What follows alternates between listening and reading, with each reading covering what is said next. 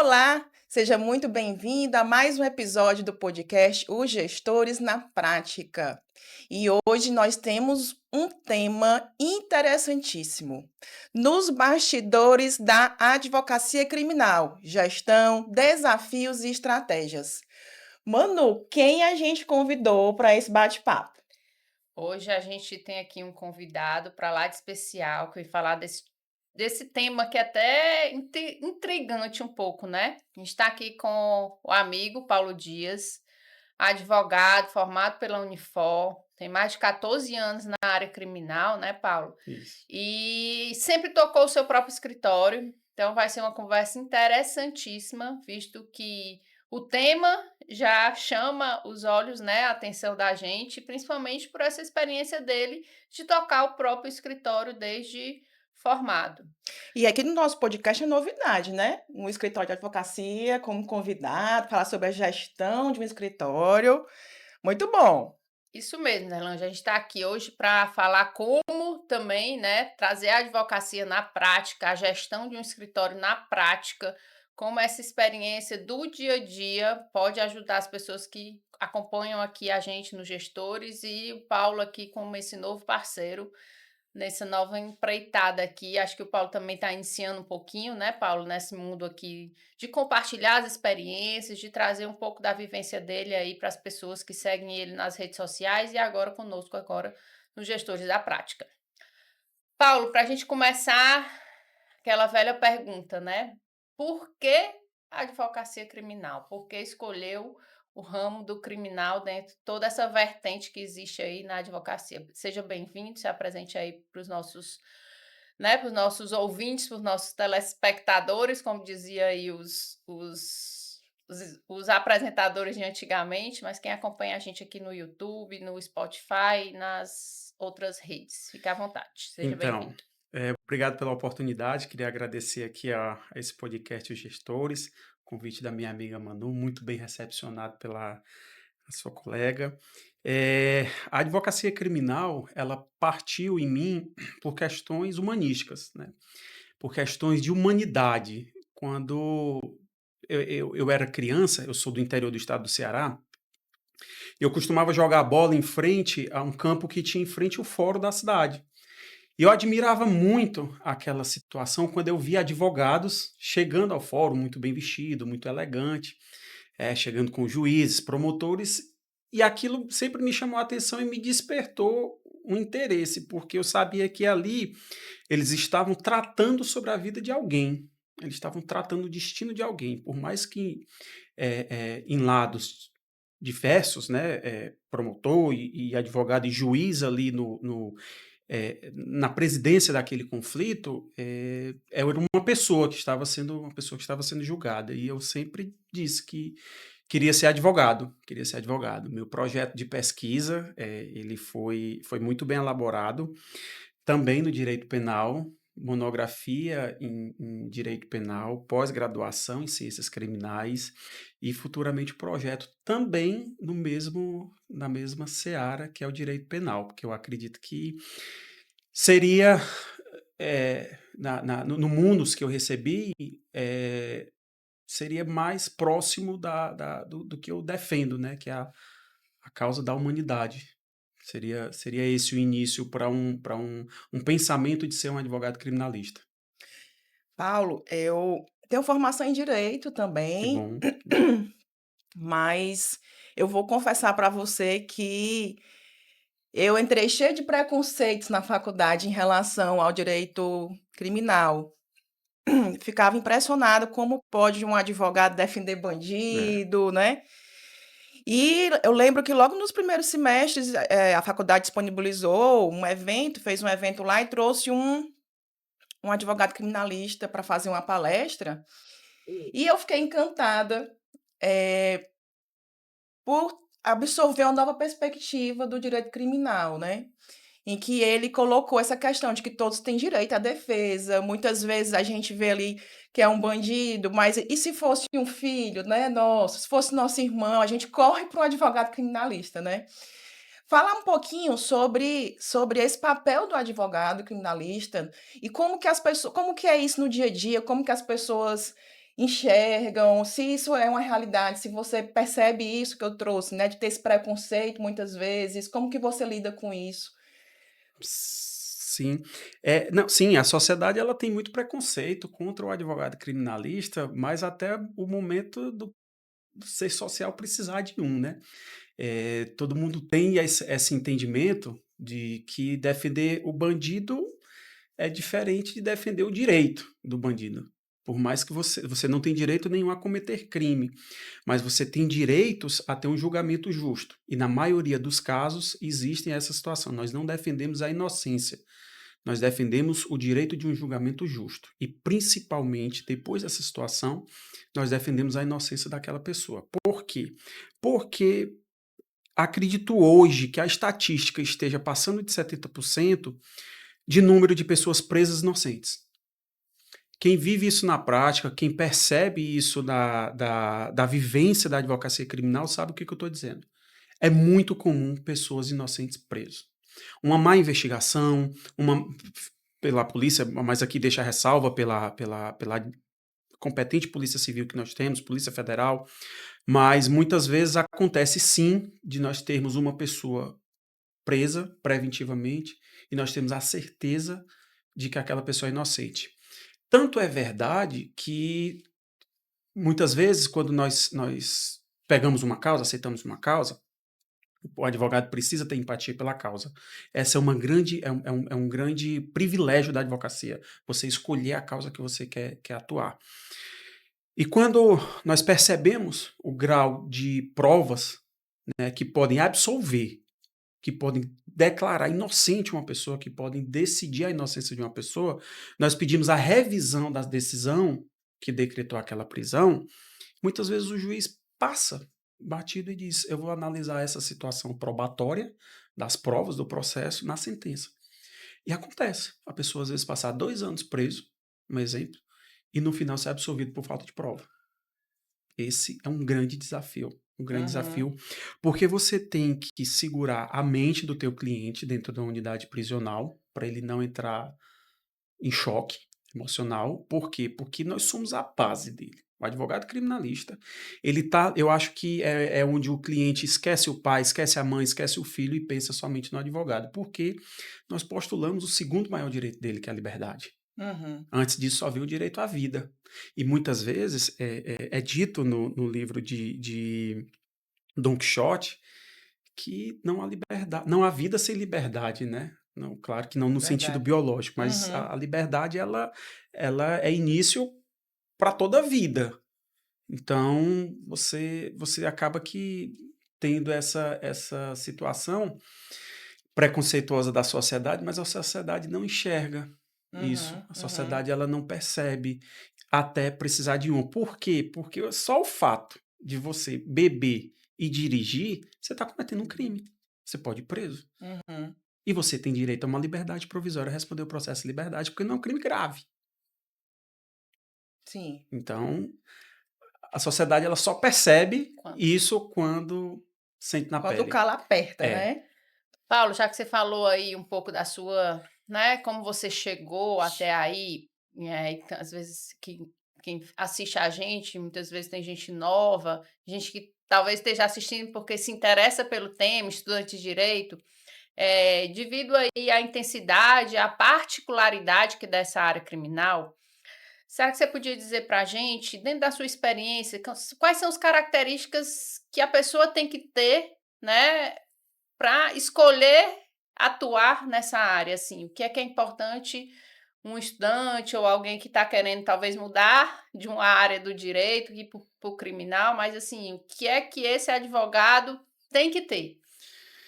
Como eu falei no início, tem que ter humanidade, porque tanto para aceitar a causa como para recusá-la. Existem situações que já entraram no escritório de nós não aceitarmos a causa, tendo em vista que aquele cliente ele não merecia a nossa defesa. Eu fiz essa ponderação. Então, eu acho que para quem quer entrar na advocacia criminal, ele tem que ter essa característica. Ele tem que pensar sim no seu cliente. Ele não pode pensar só nos seus honorários. Ele tem que pensar no seu cliente, porque o honorário ele é consequência. Ele é consequência do seu trabalho. Não adianta se apressar. Então, se você fizer um trabalho humanístico, um trabalho sério, duro, nessa característica, você vai se dar bem sim na advocacia criminal. Até porque eu acho assim que o advogado criminal, né, Darlan, assim, não sou da área, mas assim, para quem não é da área, pensa muito assim, é aquele que está mesmo no vai lá dentro do presídio, a gente vê isso muito nos filmes, às vezes isso fica muito romantizado também nos filmes que a gente assiste, né?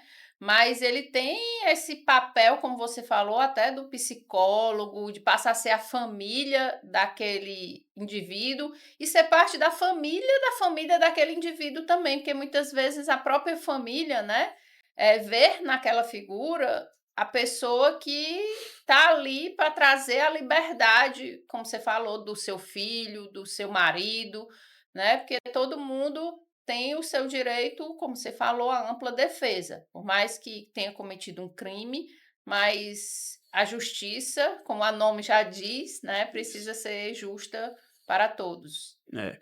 E eu ainda digo, quando eu falo na questão da humanidade, muitas vezes os nossos clientes, a família do cliente, ela faz grupos de WhatsApp e nos coloca dentro do grupo, para a gente lançar informações lá.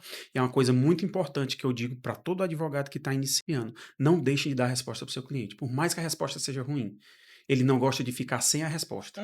Por Uhum. mais que seja um habeas corpus denegado, por mais que seja uma apelação que não foi concedida, um benefício que você não conseguiu para o seu cliente, mas não deixe ele sem resposta, porque isso gera uma ansiedade muito grande, muito grande.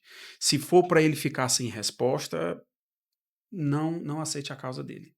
Paulo, você já trouxe aqui um pilar da gestão, a transparência, né? Isso, Quando você isso. traz que não deixe de dar uma resposta, seja ela boa ou ruim, é a transparência. Sim, Que sim. não tem como a gente ser um gestor, um líder eh, de sucesso sem, de fato, dar transparência para quem a gente precisa dar, né? Então, essa questão do seu cliente é muito importante e isso faz com que você seja reconhecido como profissional. Aquele cliente, poxa, o Paulo é um advogado que sempre compartilha com a gente, não tem, eu sei que não estou pisando no escuro com ele, então se ele souber, ele passa. Então, isso é muito importante e é um princípio da gestão.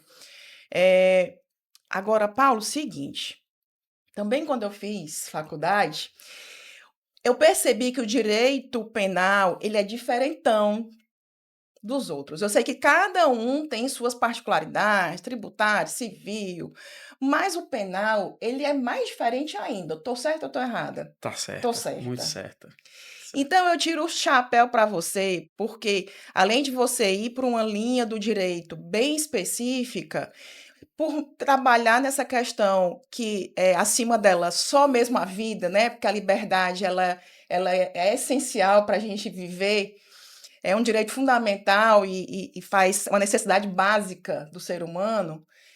Você precisa também gerir um negócio, você precisa também gerir um escritório, gerir uma equipe. Fala um pouco desse desafio que é para quem tem o escritório de advocacia, para quem tem essa atuação bem diferenciada no ramo do direito, e como gerir, como cuidar desse pessoal todo. Isso que a Manu trouxe, você às vezes é um psicólogo do seu cliente. Fala um pouquinho desse dia a dia do advogado criminalista, no aspecto da gestão e de todo esse aparato que ele também tem que cuidar, que a gente já conversou. Sim. A gestão do escritório, do nosso escritório, nós passamos muitas dificuldades para poder entendermos que a advocacia criminal, trabalhar no direito penal, ele é um trabalho artesanal. Não é como uma advocacia previdenciária que você postula o mesmo benefício para vários clientes, né? São direitos iguais.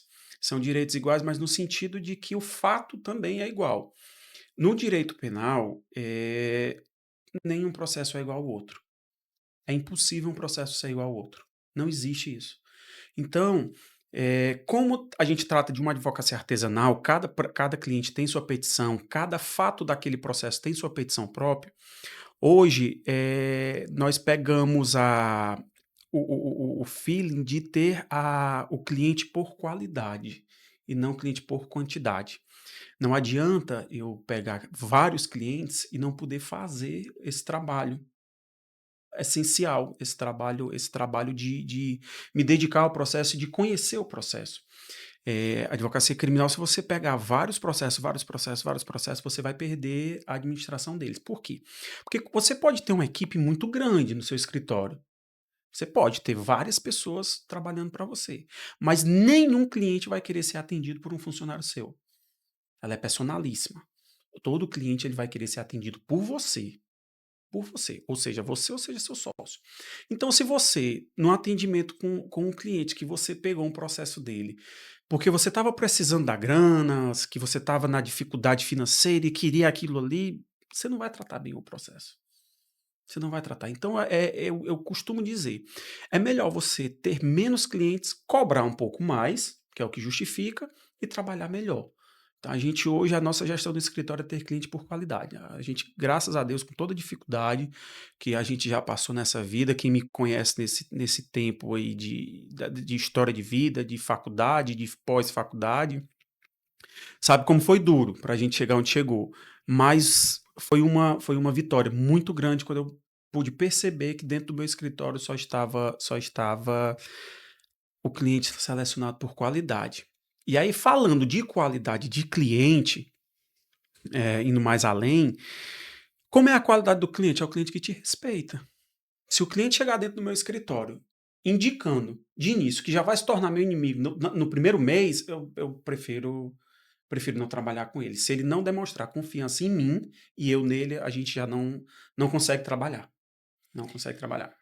Eu acho que indo aí um pouco nisso que você está falando, Paulo, assim, né, trazendo a gestão do escritório de advocacia, né, que a gente quer falar, pegar aqui um pouco com você. Mais uma vez, a dica que você daria para quem também, né, está começando, ou também hoje em dia tem muita gente que muda de carreira, né? Talvez tenha um médico Sim, que sempre teve vontade de ser advogado, um empreendedor que sempre teve vontade de ser advogado. Independente, a gente pode até aqui generalizar um pouco, até porque eu sei que o criminal tem uma especificidade diferente, mas assim, eu quero montar um escritório de advocacia, eu quero montar o meu escritório de advocacia. Fora essa questão de que prefira, né, escolher bem seus clientes, a ter vários clientes, quais outras dicas e quais as principais dificuldades que você vê hoje, no dia de hoje, nesse nosso mundo tão acelerado, cheio de facilidades até, né, assim, essa questão do escritório ter uma boa imagem, falando de gestão mesmo no dia a dia, na prática. Quais são as dicas de quem já está aí há 14 anos no mercado, desde cedo montou os seus próprio escritório, já teve suas dificuldades, como você falou, mas assim, o que é que não pode faltar e o que você precisa estar sempre atento para que esse escritório não tenha que fechar daqui a uns anos? estudem, estudem.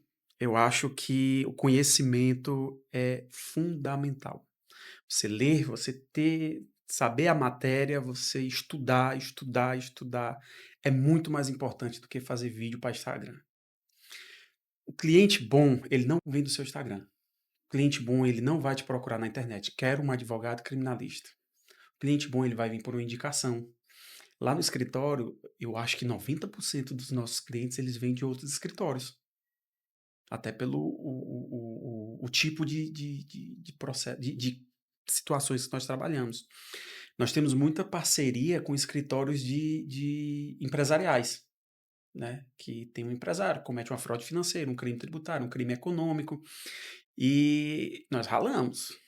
Nós ralamos para poder pegar a confiança desses grandes escritórios. Queria poder citar nomes aqui de pessoas que têm uma admiração enorme, enorme, enorme, enorme, que posso chamar de padrinhos, meus padrinhos, mas o que eu digo para você manter seu escritório é você ter conhecimento.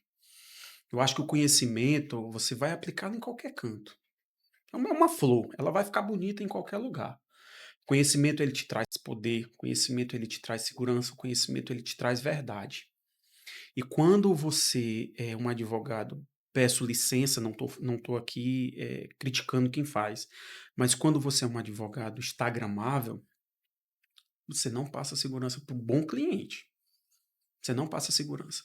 O empresário que é um bom cliente, ele nunca vai te procurar pelo Instagram. Ele vai fazer uma pesquisa do teu nome. E isso, muita gente que está iniciando agora, quer ter muitos seguidores, quer ter muitos likes, muitas curtidas, mas isso não vai te trazer um, um, um sucesso por muito tempo. Uhum. Ele vai secar. E nem Ele vai vai atrair secar. também os melhores clientes, E né? nem vai atrair Isso, os melhores clientes, não vai lhe atrair as melhores admirações até das pessoas com quem você busca o direito, né? Que é o judiciário, que é o sim, Ministério Público, que é a delegacia de polícia. Eu acho que não. Na melhor prática, o conhecimento. O conhecimento ele como sustenta o escritório. prioridade o Sim, conhecimento, né, sim, Paulo? sim, sim. Eh, Paulo, eu já percebi que você tem toda uma autenticidade na sua gestão, na sua forma de trabalhar mesmo no seu dia a dia, profissionalmente. Como que você faz para selecionar pessoas para trabalhar com você? Você faz uma entrevista, você aplica uma prova, tem uma seleção específica, e também, depois que essa pessoa entra, beleza, passou nessa primeira peneira, vamos dizer assim, foi contratado. Como que você faz com que ela consiga, de fato, imprimir a sua identidade também na rotina profissional, também no dia a dia, para que não tenha aí um choque, né, um conflito do modo de lidar com os clientes. Sim. Como eu falei agora, o primeiro ponto também que eu seleciono uma pessoa é o conhecimento. Então a gente aplica assim, uma prova somente sobre direito penal. Né? Existe um pouco de psicologia para a gente trabalhar a situação do querer estar na área ou querer o emprego. Querer ser advogado criminalista ou querer o emprego. A gente tenta selecionar isso também. E outro ponto importante, que eu acho que eu coloco ele na segunda ou terceira escala, é a humildade. A humildade da pessoa que quer trabalhar conosco, porque advogado é um eterno pedinte. Advogado, ele está sempre pedindo. Eu peço licença aqui para citar um exemplo do meu primeiro estágio. Meu primeiro estágio foi em advocacia previdenciária, um grande advogado previdenciário. Hoje, pessoa da minha completa admiração e que me deu ensinamento, que eu acho que ainda hoje ele não percebeu o ensinamento que ele me deu. Que quando nós fomos quando ele me chamou para a entrevista, por 3 vezes ele me fez esperar por mais de 6 horas no escritório dele, sentado na recepção. Na quarta vez que ele mandou, eu fui, cheguei no horário que ele pediu, e aí ele entrou. Aí quando eu cheguei no escritório, a sala dele já estava aberta, ele estava me esperando. Ele levantou da cadeira dele, pegou um café para mim. Eu tinha terceiro, quarto semestre da faculdade. E aí ele pegou um café para mim e disse: a partir de segunda-feira você trabalha conosco. Aí eu disse: como assim, doutor? O senhor não vai conversar comigo? Ele disse: olha, da sua capacidade você já foi indicado, da sua competência você já foi indicado, eu só queria saber da sua humildade. E eu nunca esqueci esse E aí ensinamento você traz dele. para hoje. Trago para hoje porque eu já vi muita prática em audiências, em despachos com desembargadores, ministros, juízes, advogados que vão fazer a mesma situação que eu, mas num pedestal muito alto. Eu Uhum, não tolero isso no meu escritório, não uhum. tolero. Eu acho que estamos evoluindo do jeito que estamos trabalhando com isso, nessa humildade. Conhecimento e Humildade, humildade. Muito humildade é bom, Paulo. fundamental, fundamental. É mais um pilar da gestão, né, Manu? O Isso. líder que não é humilde, Ele que não é não está líder. disposto a servir, ele não é líder, É. né? Ele está ali por um acaso numa função, mas na sua essência mesmo, da liderança, ele não tem. Eu acho que o líder que não tem humildade, colocaram ele ali. Ele não chegou ali, mas colocaram ele ali. Isso, Ele não isso. tá ali por competência dele. Paulo, vamos aqui mais uma vez, né? O meu papel aqui é trazer para os casos práticos, tá? Se você puder falar, né, óbvio, sem citar nomes, sem citar o caso específico, até porque eu sei, né, de todo, para além da LGPD, né, Derlange, toda a sensibilidade que o advogado tem, principalmente, acredito eu, né, um advogado criminal, mas assim, conta pra gente um fato curioso ou até, né, perigoso que possa ter acontecido nessa tua vivência aí do escritório, da gestão, algum cliente talvez que não entendeu bem o teu papel, ou algum familiar que talvez achou que você tinha um poder maior do que, Sim, né? Porque muitas vezes, é. doutor, o senhor não vai tirar o meu marido, né, da prisão. Então, assim, se você puder relatar, né, contar aqui um pouquinho pra gente um fato curioso, pode ter ser engraçado, pode ser perigoso, Inusitado. inusitado, que você viveu aí nesses seus anos de gestão de escritório. Falo mais na gestão do escritório, não só da advocacia em si, mas Sim, sim, sim, ou até um outro colega advogado, não sei, algo que interessante. Muita gente me pergunta, quando eu falo que sou criminalista, pergunta se eu não tenho medo. Eu digo que não, porque Eu também poderia lhe fazer essa pergunta. pois é, por que que eu não tenho medo? Eu já trabalhei aqui em grandes operações de crimes graves. Uma operação da Polícia Federal que tinha lavagem de dinheiro, tráfico internacional, organização criminosa de pessoas de um padrão criminoso muito alto, muito Uhum. alto. E quando foi deflagrado a operação, lembro demais da carceragem da Polícia Federal. Eu não lembro quem me indicou para esse cliente específico, mas ele chegou para mim. Quando eu sentei com ele, ele olhou para mim e eu bem seguro, porque é o que eu digo, é a verdade. Ele chegou para mim e disse: doutor, e aí?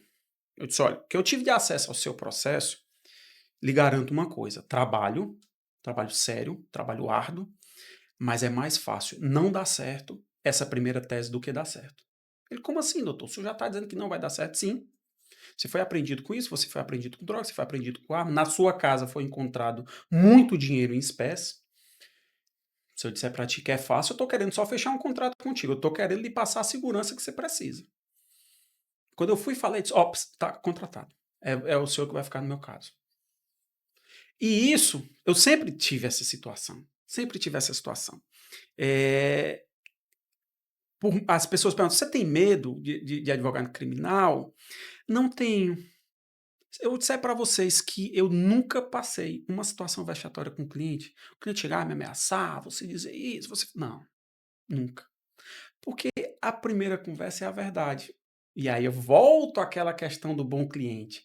Se ele for bom cliente, ele vai confiar em você. Se de início eu disser: olha, nessa situação específica que eu contei para vocês, se eu chegasse para ele: não, aqui eu vou entrar com habeas corpus, nós vamos ter êxito porque tá errado, tá errado, tá errado. Tem muita coisa que tá errada no processo, sim. Mas quem vai julgar esse habeas corpus é um ser humano, não é um robô. E às vezes aquele ser humano diz assim: poxa, eu podia fugir um pouquinho da tese aqui do doutor para não soltar esse cara. Isso é um risco que a gente corre. É isso. Você não Isso é tem como garantir, não tem né? como garantir. Não tem como garantir. Só quem dá garantia de tudo é Deus, né? Então, o cliente que você não garante, ele vai te dar segurança. Você nunca vai ter problema com ele. Nenhum Uhum. problema com ele. E aí, né, voltando aqui para a questão dos casos práticos, por incrível que pareça, com 2 anos eu consegui anular o processo todo. Todo. Eu esperava? Não. Porque os fatos que fizeram a anulação desse processo, tornar esse processo nulo, eles decorreram no caminhar do processo. E foi um fato que se iniciou o processo. Na época, teve sentença ainda, teve apelação, teve gente condenada a 82 anos de prisão, que era o caso desse meu cliente. Uhum. E ele entrou em desespero. Eu disse: mantenha a calma, que eu estou discutindo a nulidade lá em Brasília. Nesse tempo, esse habeas corpus, eu lembro, ele passou 9 meses para ser julgado, porque cada ministro que ia para a sessão, ele pedia vistas. Eu ganhei de 1-0, ficou 1-1, depois ficou 2-1 para mim, e depois, quando veio o 3-1, aí eu disse: não tenho como pedir que o próximo peça vistas, porque a gente já está ganhando, Uhum. né? E aí, nós anulamos o processo por uma prova inicial, que começou errado, Uhum. e é aquela velha teoria do fruto da árvore envenenada. Se o Uhum. caule está envenenado, o fruto também não vai prestar. E anulou-se o processo todo. Doutor, mas e aí? Tu soltou um traficante, tu soltou um cara de organização criminosa que faz lavagem de dinheiro. ele tinha o direito a ter uma prova legítima no processo. Uhum.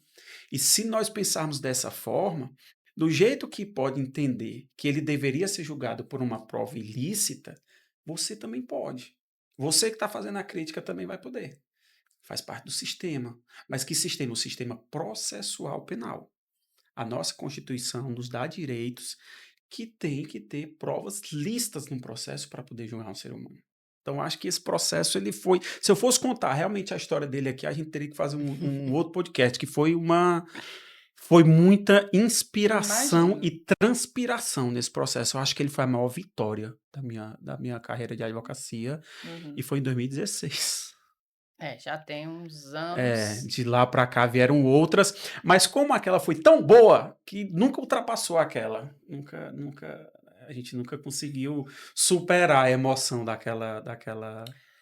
Ela, eu acho que a gente está aqui, né? Encerrando aqui Já indo para os finalmente, finalmente, né? né? A gente Muito falou um bom. pouquinho aqui sobre a gestão, né, dessa carreira que é, e principalmente de um escritório, como você falou, que o cliente quer olhar para você, por mais que você tenha um escritório que tenha muitos advogados com você, mas o cliente vai fechar o negócio é com você, a questão da humildade, a questão da transparência, então que isso aí fique de lição para quem está começando e ou que quer mudar, né, aí para a área aí do Sim, criminal, tá, sim, gente? sim, sim. Paulo, nos deixa uma mensagem final. Sei que você trouxe várias mensagens já ao longo do nosso episódio sobre verdade, que para mim é um princípio de vida, a gente está sempre pautado na verdade, né? Ainda que ela dê uma doída ali na hora, mas é Sim, sim, melhor sim, do sim. que a mentira, não é verdade? É, Deixa uma mensagem para a gente, para quem acompanhou o nosso episódio,